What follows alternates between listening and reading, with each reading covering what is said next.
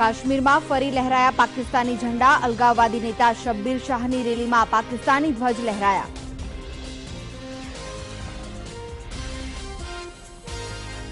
દિલ્હીના international cargo terminal પર radio active પદાર્થ લીક થતા દોડધામ, લીકેજ પર કાબુ મેળવાયાનો ગૃહપ્રધાન રાજનાથસિંહનો દાવો.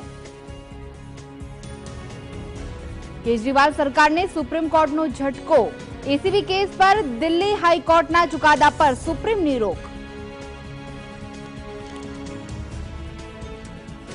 મોદી સરકારની ટીકા કરતા સ્ટુડન્ટ ફોરમ પર મદ્રાસ આઈઆઈટીએ પ્રતિબંધ મૂકતા ગરમાયો વિવાદ, એનએસયુઆઈનું વિરોધ પ્રદર્શન.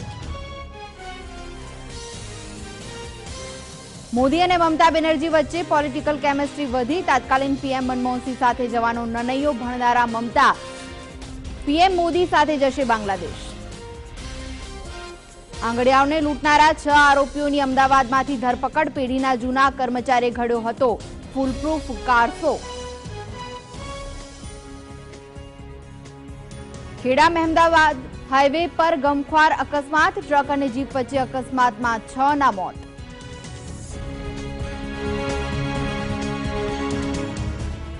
વ્યારામાં લાચાર યુવતીની ક્લિપિંગ ઉતારનારા નરાધમ સામે આક્રોશ, ટ્રસ્ટની ઓફિસમાં તોડફોડ, મદદગાર મહિલા સાથે સંચાલકની ધરપકડ.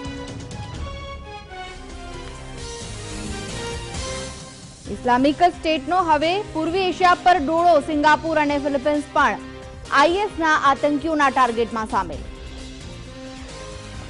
અને દેશભરમાં કાળઝાળ ગરમીનો કેર યથાવત, દેશભરમાં 1826ના મોતથી હાહાકાર.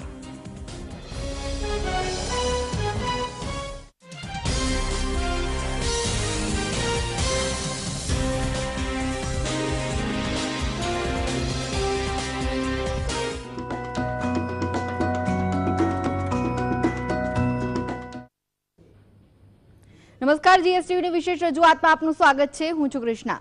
ગુજરાત બોર્ડ દ્વારા લેવાયેલી ધોરણ 12 સાયન્સની પરીક્ષાનું 86.10% પરિણામ જાહેર થયું છે. ત્યારે વિદ્યાર્થીઓ અને વાલીઓ હવે કારકિર્દીને લઈને ચિંતિત બન્યા છે. કઈ વિદ્યા શાખામાં જવાથી ઉજ્જવળ કારકિર્દી બનાવી શકાય તેને લઈને મૂંઝવણ અનુભવી રહ્યા છે. ત્યારે જીએસટીવી આવા વિદ્યાર્થીઓ અને વાલીઓ માટે લઈને આવ્યું છે કેરિયર ગાઈડ, જેમાં આપણે ચર્ચા કરીશું ધોરણ 12 પછીના અભ્યાસક્રમો અને કારકિર્દીની તકો વિશે.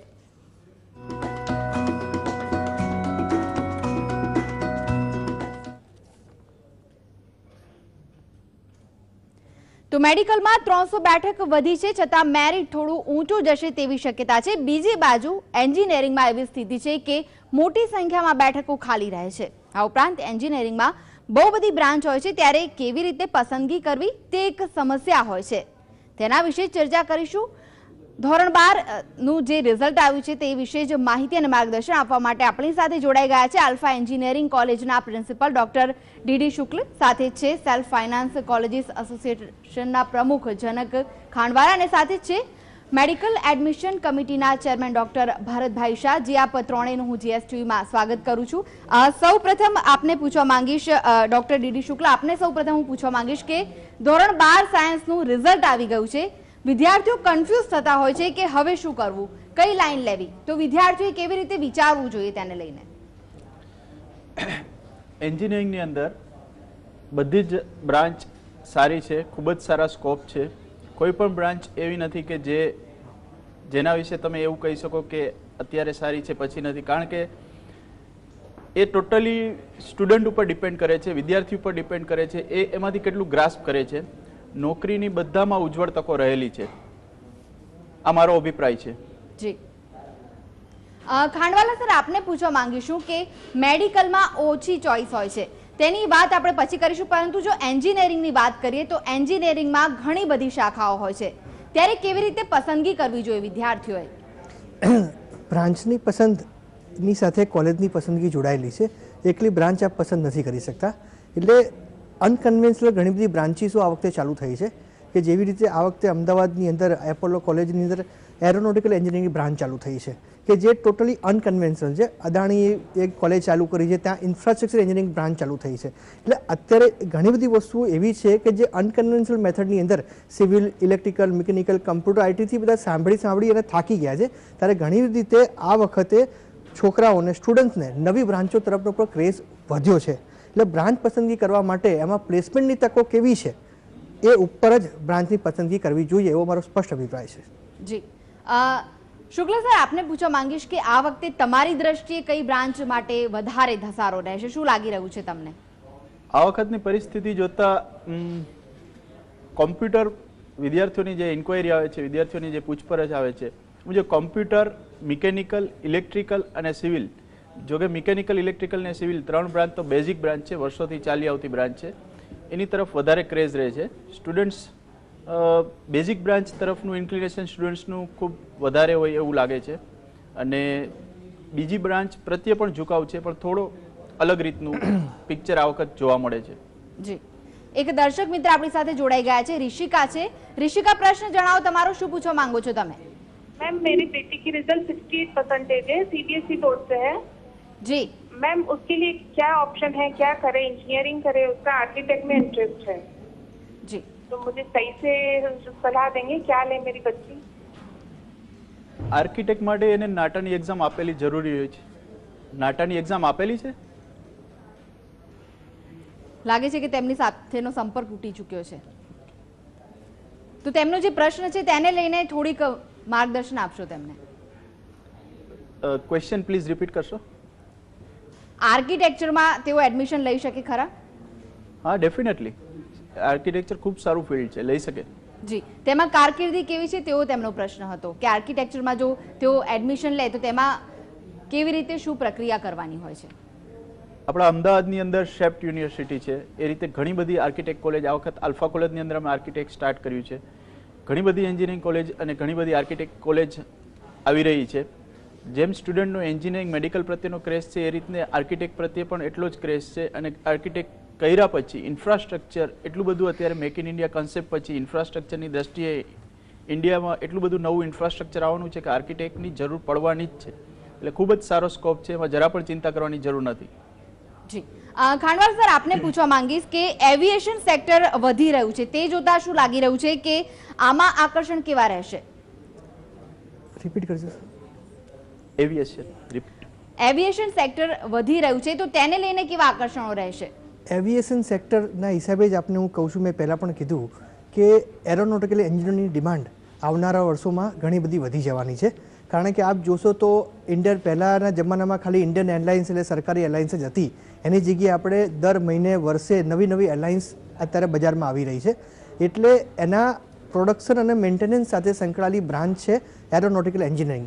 અત્યાર સુધી આખા ગુજરાતમાં માત્ર એક કોલેજમાં હતું, એની જગ્યાએ આ વર્ષે અમદાવાદમાં એપોલો એન્જિનિયરિંગ કોલેજની અંદર પણ આજે એરોનોટિકલ એન્જિનિયરિંગ ચાલુ થયું છે. એટલે એ વસ્તુ જોતા જે લોકો એરોનોટિકલ એન્જિનિયરિંગ અંદર એડમિશન લેશે તેમાં નોકરીની એટલે પ્લેસમેન્ટની ઘણી સારી તકો રહેશે. તમને ખબર. જી, ભરતભાઈ, આપને પૂછવા માંગીશ કે મેડિકલ ક્ષેત્રની જો વાત કરીએ તો તેમાં હવે વિદ્યાર્થીઓની ચોઈસ ઓછી થઈ રહી છે, તો તેને લઈને તમે વિદ્યાર્થીઓને શું સલાહ આપશો?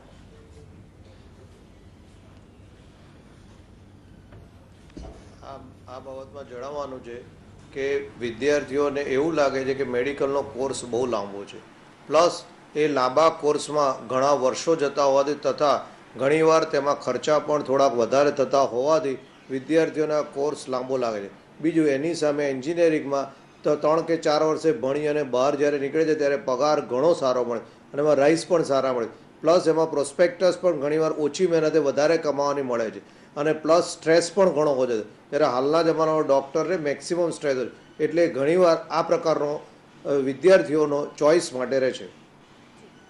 જી, આપ ત્રણેય અમારી સાથે જોડાયેલા રહેશો, આગળ પણ આ વિષયની ચર્ચા તમારી સાથે જારી રાખીશું. તો દર્શક મિત્રો, અમારી વિશેષ રજૂઆતમાં આગળ વધીએ તે પહેલા હાલ સમય છે બ્રેક લેવાનો, લઈએ બ્રેક.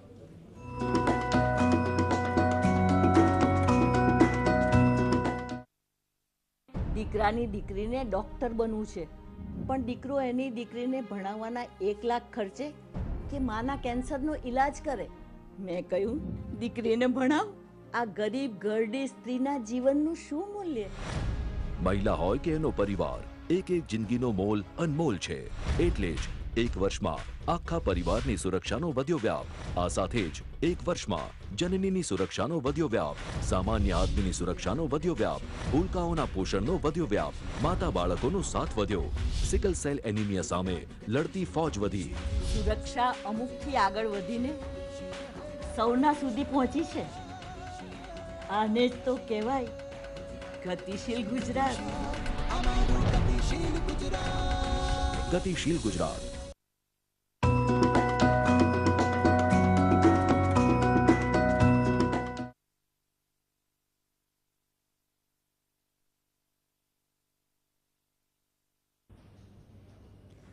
તો બ્રેક બાદ આપનું સ્વાગત છે. અને ધોરણ 12 સાયન્સનું રિઝલ્ટ આવી ગયું છે. તેના પછી વિદ્યાર્થીઓ અવઢવમાં હોય છે કે તેમને શું કરવું આગળ ને તે વિશે આજે આપણે ચર્ચા કરી રહ્યા છીએ. ચર્ચાનો આગળ વધારે તે પહેલા એક દર્શક મિત્ર આપણી સાથે જોડાઈ ગયા છે. ઉર્જાબેન છે. ઉર્જા, તમારો પ્રશ્ન જણાવો, શું પૂછવા માંગો છો?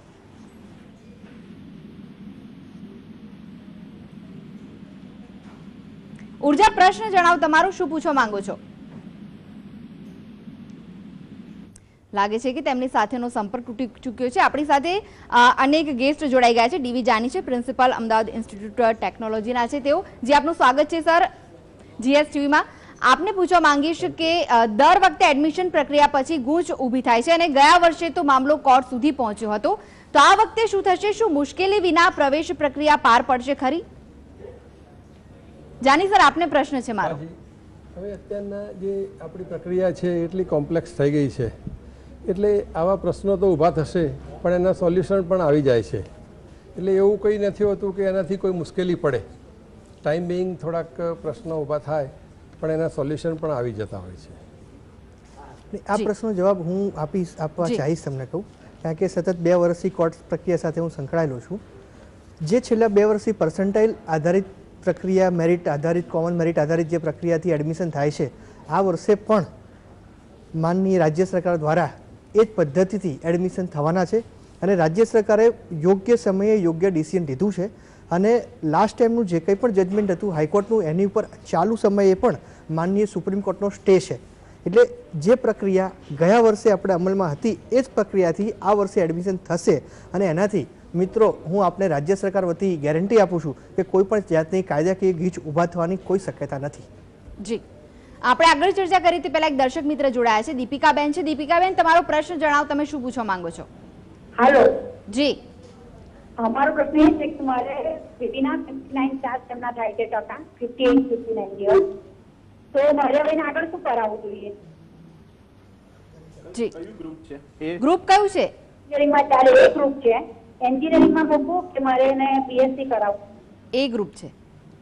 તમારો જે પ્રશ્ન છે એ દરેક વાલીઓને આ પ્રશ્ન થતો હોય છે, પરંતુ એમાં પહેલી વસ્તુ એક ધ્યાન રાખવા જેવી છે કે તમારે પહેલાં તમારા જે પૌત્ર હોય, પુત્રી હોય, તમે એને પહેલાં પૂછો કે એને શેમાં ઇન્ટરેસ્ટ છે. જો એ જેમાં ઇન્ટરેસ્ટ બતાવે એ પ્રમાણે તમે આગળ વધશો તો એના માટે પણ સારું છે અને એમાં એ આગળ પ્રોગ્રેસ કરી શકશે. તમે વિચાર કરો કે મારે શેમાં મૂકો, એન્જિનિયરિંગમાં મૂકો કે મેડિકલમાં મૂકો કે બીજે મૂકો, એના કરતાં તમે એને પૂછો, એની સાથે ચર્ચા કરો અને એને જેમાં ઇન્ટરેસ્ટ હોય, એને જેમાં રસ હોય અને એને જેમાં આગળ વધવાની તકો સારી દેખાતી હોય એમાં એને મૂકવો જોઈએ. જી, ભરતભાઈ, આપને પૂછવા માંગીશ કે મેડિકલમાં 300 બેઠકો વધી છે, તો આમ છતાં મેરિટ થોડું વધારે જશે તેવી શક્યતાઓ લાગી રહી છે? હા, આ બાબત સાચી છે. કારણ કે આમાં ટોટલ નંબર ઓફ સ્ટુડન્ટ્સ જે પાસ થયેલા છે એમના માર્ક આગળના લેવલે બહુ વધારે છે. એટલે ભલે સીટો વધી, પરંતુ આગળ માર્ક વધારે હોવાથી એ વિદ્યાર્થીઓને એડમિશન મળશે. માટે મેરિટ 1 કે 2 માર્ક ઊંચું જવાની શક્યતા છે. શુક્લા સર, આપને પૂછવા માંગીશ કે મિકેનિકલ, સિવિલ અને ઇલેક્ટ્રિક 3 મુખ્ય બ્રાન્ચ અને આઈટી રિલેટેડ બ્રાન્ચ સિવાય ઘણા બધા અભ્યાસક્રમ હોય છે, તેમાં કરિયર માટે કેવી તક રહેલી હોય છે? મેં અગાઉ પણ કહ્યું આપને કે કોઈ પણ બ્રાન્ચ ખરાબ નથી, બધી જ બ્રાન્ચ સારી છે. સ્ટુડન્ટના મનમાં જનરલી એ જ ડાઉટ હોય કઈ બ્રાન્ચ સારી. તમે એ પર્ટિક્યુલર બ્રાન્ચમાંથી કેટલું નોલેજ ગેઇન કરો છો, કેટલું ગ્રાસ્પ કરો છો, તેના પર તમારી આગળ જતા કેરિયર, તમારી આગળ જતા નોકરીની તકો રહેલી છે. જોબ્સ બધી બ્રાન્ચમાં છે, પણ આઈ કેન સે કે રાઈટ કેન્ડિડેટ નથી મળતા એટલે જોબ નથી મળતી. રાઈટ, દરેક ફિલ્ડની અંદર જોબ છે, દરેક બ્રાન્ચ સારી છે, કોઈ પણ બ્રાન્ચને અંડર એસ્ટિમેટ કરવાની જરૂર નથી. જી, જાની સર, તમારું શું કહેવું છે આ વાતને લઈને? હું સાહેબ સાથે એગ્રી છું, એટલા માટે કે બ્રાન્ચ બધી જ સારી છે, બધી જ બ્રાન્ચના અત્યારે સ્કોપ પણ ઘણા સારા છે, પણ વિદ્યાર્થી પોતે એની અંદર કેટલો રસ લઈ અને કેટલો એ આગળ આવે છે એ બહુ અગત્યની વસ્તુ છે. એટલે પહેલાં એમાં એને ઇન્ટરેસ્ટ લઈ કોઈ પણ branch civil, mechanical, electrical, traditional હોય કે નોન ટ્રેડિશનલ બીજી બ્રાન્ચીસ હોય, બધે જ અવકાશ રહેલો જ છે. જી, એક દર્શક મિત્ર આપણી સાથે જોડાઈ ગયા છે. જી, સૌપ્રથમ તમારું નામ જણાવો અને ત્યારબાદ તમારો પ્રશ્ન જણાવો, શું પૂછવા માંગો છો? મારું નામ બાવનજીભાઈ છે. જી, બરાબર. મારો પ્રશ્ન એ છે કે MBBS માં એડમિશન માટેના ફોર્મ અને એની ઓનલાઈન પ્રક્રિયા કેવી રીતે ક્યારે ચાલુ થાય છે? ભરતભાઈ MBBS નું પૂછે છે. MBBS ના જે ફોર્મની પ્રક્રિયા હોય છે, એમનો બરોબર સંભળાયો નથી. જી, ફોર્મની પ્રક્રિયા વિશે તેમને પૂછ્યું છે. હા, શું પૂછ્યું છે? એટલે ફોર્મની પ્રક્રિયા શું હોય છે, કેવી રીતે ભરવાનું હોય છે, તેના વિશે તેમને જાણકારી જોઈએ છે. ઓકે. હા, આ બાબતમાં આપને જણાવું કે રાજ્ય સરકારે નોટિફિકેશન કર્યા પછી આ ફોર્મ આપને ગુજરાતની તમામ જિલ્લા અને તાલુકાની લગભગ 52 એક્સિસ બેંકની શાખાઓમાંથી 150 રૂપિયા આપવાથી આપને એ ફોર્મ મળી રહેશે. અને એ ફોર્મ પછી આપણે જ્યારે ભર્યા પછી એની ચકાસણી માટે બીજે મેડિકલ કોલેજ તથા અન્ય અમે બીજા 8 કે 10 સેન્ટર જે નિમીશું એ જગ્યાએ આપે જઈ અને ભરવાનું અને ત્યાં એની ચકાસણી થશે. અને ચકાસણી થયેલા ફોર્મ અહીંયા બીજે મેડિકલ કોલેજ ખાતે સેન્ટ્રલ એડમિશનમાં આવે છે, જ્યાં તેની સંપૂર્ણ ચકાસણી જેવી કે કાસ્ટ વેરિફિકેશન, સબકાસ્ટ વેરિફિકેશન, SEBCનું સર્ટિફિકેટ હોય કે તથા વિકલાંગ લોકોનું હોય, એ બધાના ફરીથી તેના જે તે અધિકારીઓ એ ચેક કર્યા બાદ એનું સંપૂર્ણ મેરિટ લિસ્ટ અહીંયા જાહેર કરવામાં આવે છે. અને ત્યારબાદ એમાં જો કોઈને કંઈ વાંધો હોય તો એ તમામ દિવસોમાં આવીને લેખિતમાં આપી દે તો એ જો વાંધો ખરેખર વાસ્તવિક રીતે હોય તો સાચા અર્થમાં હોય તો એનો સુધારો પણ થાય છે. જી, આપ ત્રણેયને હું પ્રશ્ન પૂછવા માંગીશ કે ખાસ કરીને કોલેજની પસંદગી કરવી હોય તે વખતે કઈ કઈ બાબતો ધ્યાનમાં રાખવી જોઈએ વિદ્યાર્થીઓએ? કોલેજની પસંદગી કરવા બાબતે સૌથી પહેલાં ગાંધીજી એક વાક્ય કીધેલું છે કે એમને કોઈ એવો સવાલ પૂછ્યો કે કઈ સ્કૂલ સારી, તો ગાંધીજીનો ખૂબ જ સુંદર જવાબ હતો કે જે સ્કૂલ અથવા કોલેજ પોતાના ઘરથી નજીક હોય એ સારી. એટલે એક જ બ્લાઇન્ડલી આ વાતને ફોલો નહીં કરતા, પણ હું આપને એક વસ્તુ ચોક્કસ કહીશ કે જે વિદ્યાર્થી અને વાલી એ પોતે આઈડેન્ટિફાઈડ કોલેજ હોય કે જ્યાં મારે એડમિશન લેવાની ઈચ્છા હોય, એ કોલેજનું લોકેશન બહુ અગત્યની વસ્તુ છે. કે આજે પોતાની દીકરી હોય તો અથવા દીકરો હોય, કોઈ પણ હોય તો આજે દરેક વાલી એવું ઈચ્છે છે કે સવારે જઈ અને સાંજે મારા ઘરે પાછું આવે. ત્યારબાદ તે કોલેજનું ઇન્ફ્રાસ્ટ્રક્ચર કેવું છે, અને સૌથી અગત્યની વસ્તુ એવી છે કે એ કોલેજ અથવા ઇન્સ્ટિટ્યૂટમાં કેવી ફેકલ્ટી છે, એ અગત્યની વસ્તુ. કારણ કે faculty is the heart of the institute. એટલે ઘણી બધી અમદાવાદની આસપાસની કોલેજો છે કે જે IITs અને NITs માંથી પ્રોફેસર્સો લાવી અને ફેકલ્ટી તરીકે એમને રોકે છે. તમને કહું એમ, જેથી કે સિલ્વર રોક અને આલ્ફા કોલેજની અંદર જે પ્રોફેસરો ભણાવે છે એમાં મોટાભાગના પ્રોફેસરો NIT અને IITs માંથી આવેલા છે. તમને કહું એટલે આ બધી વસ્તુને ચોક્કસ ધ્યાનમાં લઈ એકબીજા સાથે કોર્ડિનેટ કરી અને ત્યારબાદ જ કોઈ ડિસિઝન લેવું, કોલેજની પસંદગી કરવામાં ઉતાવળ નહીં કરવી, એવી મારો ખાસ આગ્રહ છે. જી, જાની સર, આપનું શું કહેવું છે? જનકભાઈએ કહ્યું એની સાથે હું એગ્રી છું, પણ એમાં એક વસ્તુ ઉમેરવાનું મને મન થાય છે કે એમાં જે જૂના વિદ્યાર્થીઓ ત્યાંથી પાસ થઈને નીકળ્યા હોય એમનો પણ અનુભવ લે, એમનો પણ એક્સપિરિયન્સ શેર કરે અને એમને પૂછે કે ભાઈ તમને કેવી રીતનું અહીંયા શિક્ષણ આપવામાં આવે છે, કેવી રીતના પ્રેક્ટિકલ્સ કરવામાં આવે છે, તમારા પ્રોફેસર્સ છે એ કેવી રીતના છે, શું ભણેલા છે, અને કોલેજ તરફથી તમને કેટલો સહકાર આપવામાં આવે છે. આ વસ્તુ પણ એક ધ્યાનમાં રાખે તો આ એક અગત્યની વસ્તુ છે. જી, શુક્લ સર, તમારું શું કહેવું છે? જનક સરે કહ્યું, એની અંદર જાની સરે એડ કર્યું અને એ બેવની સાથે હું સહમત છું ને હજુ એમાં થોડું હું એડ કરી દઉં એટલે કમ્પ્લીટ થઈ જાય. પ્લેસમેન્ટ પણ એટલું જ ઇમ્પોર્ટન્ટ છે આ બધા પોઈન્ટમાં. પ્લેસમેન્ટ પણ ચેક કરવું જોઈએ કોઈ પણ વાલીઓએ કે તમારે ત્યાંથી કેટલા સ્ટુડન્ટ્સ પ્લેસ થયેલા છે સારી સારી કંપનીઓમાં. જી, ભરતભાઈ, આપને પૂછવા માંગીશ કે જો કોલેજની પસંદગી કરવી હોય વિદ્યાર્થીઓ તો કઈ કઈ બાબતોનું ધ્યાન રાખવું જોઈએ? આ બાબતમાં હું કહું કે વિદ્યાર્થીએ સૌપ્રથમ પોતાનું જે મેરિટ છે એ મેરિટ નંબરે ગયા વર્ષે કઈ કોલેજમાં એડમિશન એ વખતે વિદ્યાર્થીઓને મળ્યું છે અને આ વખતે પોતાને કઈ પ્રોબેબલ કોલેજમાં એડમિશન મળે એમ છે. એ કોલેજોમાંથી એણે ઘણા ફેક્ટર વિચારવાના હોય છે.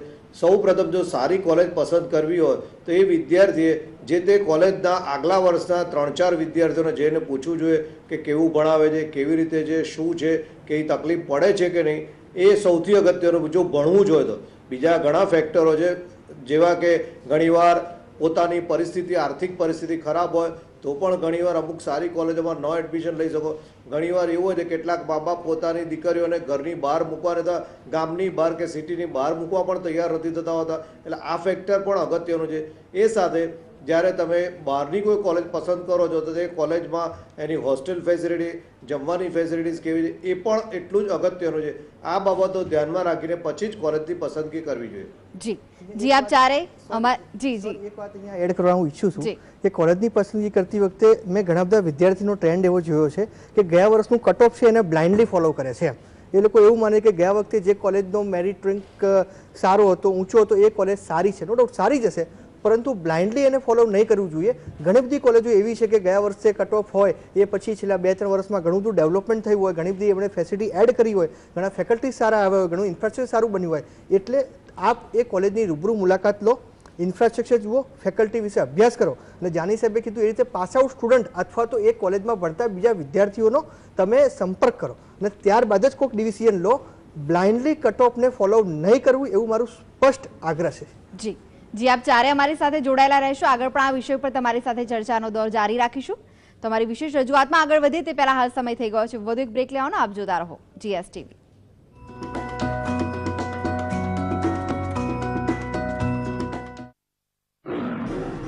सांघी सीमेंट अपना स्वप्नों ने आपे नक्का स्वरूप. सांघी सीमेंट, सादी नहीं सांघी मांगो. पढ़ता है, खेलता है, झूलता उछलता है, दौड़ता कभी कभी दौड़ कराता है, आगे आगे बढ़ता है इंडिया, अमूल दूध पीता है इंडिया, जश्न मनाता, सेहत बनाता, लाइफ के मैदान में बाजी मार लाता, आगे आगे बढ़ता है इंडिया, अमूल दूध पीता है इंडिया.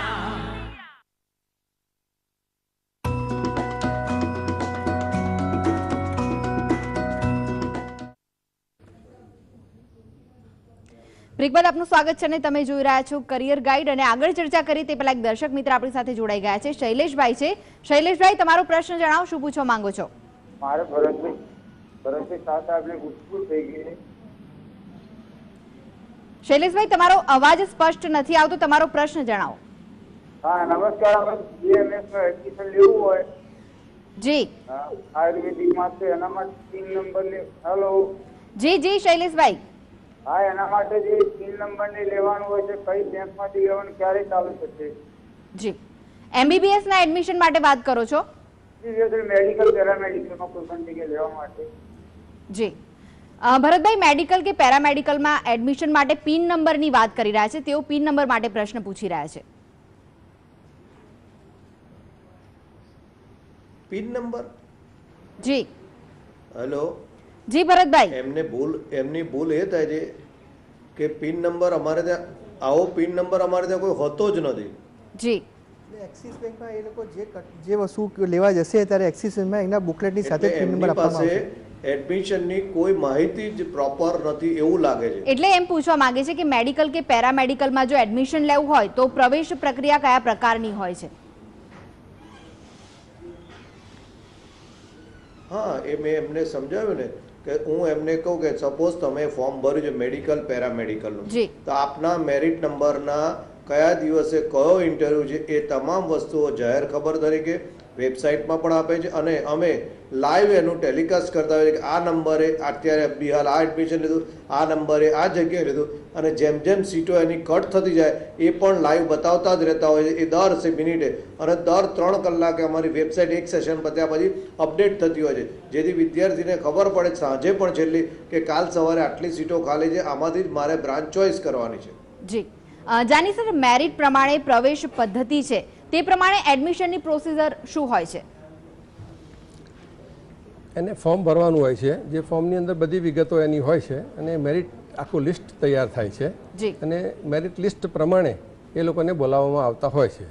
વિદ્યાર્થી વાલી દરેક જણ પાસે પૂરતો સમય હોય છે જેને બ્રાન્ચ સિલેક્ટ કરવા માટે અથવા તો કોઈ ઇન્સ્ટિટ્યૂટ લોકેશન સિલેક્ટ કરવા માટે પણ એમને પૂરતો સમય હોય છે.